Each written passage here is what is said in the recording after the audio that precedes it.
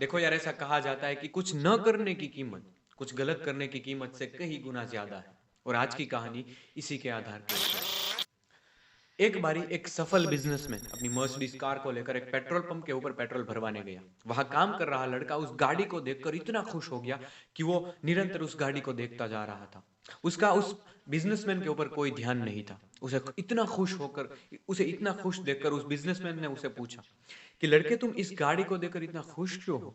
उस लड़के ने जवाब दिया कि सर, ये मेरी ड्रीम कार है। मैं अपनी लाइफ में बहुत मेहनत करूंगा और एक दिन ऐसी ही ड्रीम कार खरीदूंगा, और इसीलिए मैं इस पेट्रोल पंप पर काम कर रहा हूँ। इस लड़के की बातों से इंस्पायर होकर उस बिजनेसमैन ने उस लड़के को अपना विजिटिंग कार्ड देते हुए कहा कि कल तुम मेरी ऑफिस में आना। मैं तुम्हें यह सिखाऊंगा कि अपनी लाइफ में सक्सेसफुल कैसे बनते हैं, अपनी लाइफ में पैसा कैसे कमाते हैं, बड़ा आदमी कैसे बनते हैं।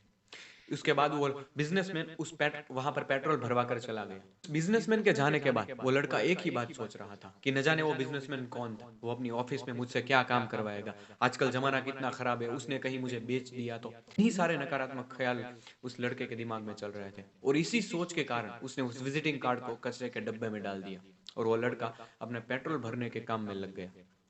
दिन गुजरते गए, हफ्ते, महीने, 2 साल गुजर गए, और 2 साल बाद ठीक ऐसी ही मर्सिडीज कार वहां पर आकर रुकी, और उसमें से दूसरा बिजनेसमैन उतरा, और उसने उस लड़के को पेट्रोल भरने के लिए कहा, और उस लड़के से कहा कि 2 साल पहले यहाँ पर एक बिजनेसमैन ठीक ऐसे ही मर्सिडीज कार लेकर आया था, और उसने तुम्हें विजिटिंग कार्ड देते हुए ये कहा था कि मेरी ऑफिस में आ जाना, मैं तुम्हें सिखाऊंगा कि पैसा कैसे कमाते हैं, अपनी लाइफ में बड़ा आदमी कैसे बनते हैं।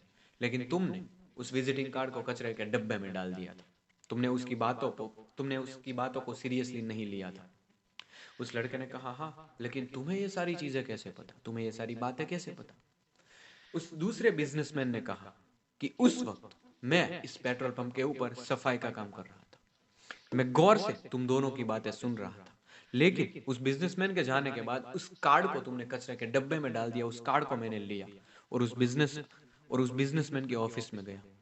मैंने उनसे सीखा कि पैसा कैसे कमाते हैं, सक्सेस को हासिल कैसे करते हैं, अपने सपनों को साकार कैसे करते हैं, और अपनी लाइफ में बड़ा आदमी कैसे बनते हैं। उस बिजनेसमैन ने मुझे बखूबी सिखाया। मैंने बहुत मेहनत की 2 साल में, और आज मेरी बहुत सारी कंपनीज हैं, और मैंने अपनी ड्रीम कार मर्सिडीज खरीद ली है।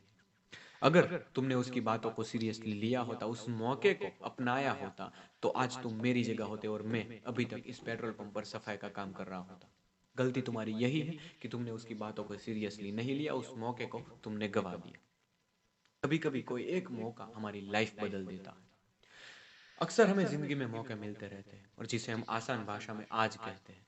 इसलिए आप जहां है वहां से शुरू कीजिए, आपके पास जो है उससे शुरू कीजिए, क्योंकि परफेक्ट मौके के इंतजार ने करोड़ों सपने बर्बाद कर दिए हैं। अंत में केवल हम अफसोस करते हैं उन मौके को सोचकर जो हमें मिले तो थे, लेकिन हमने उसे लिए नहीं।